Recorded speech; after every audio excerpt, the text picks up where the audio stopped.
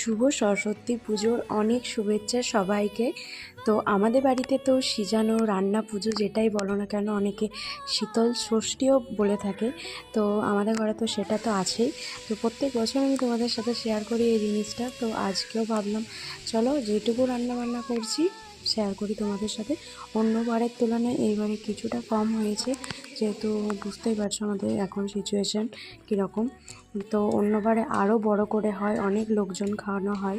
তো এইবারেও হয়েছে, এবার মা জানি না কতজনকে বলবে। তো যাই হোক, সমস্ত সবজি আমি আর মা মিলে কেটে নিয়েছি দুজন মিলেই। তারপরে এখানে দেখতে পাচ্ছ, এখানে আমি সবজিটা চাপিয়ে নিয়েছি। রান্না প্রত্যেকটা আমি নিজের হাতে একা করেছি, আর বর একটু মাছ ভাজাকে হেল্প করে দিয়েছি, এটার জন্য অনেক থ্যাংক ইউ। তো যাই হোক, এখানে মাছটাও ধুয়ে নিয়েছি দুজন মিলে। আর দেখতে পাচ্ছ মাথার সাইজটা ঠিক আমার হাতের সমান। তো কাদের কাদের বাড়ি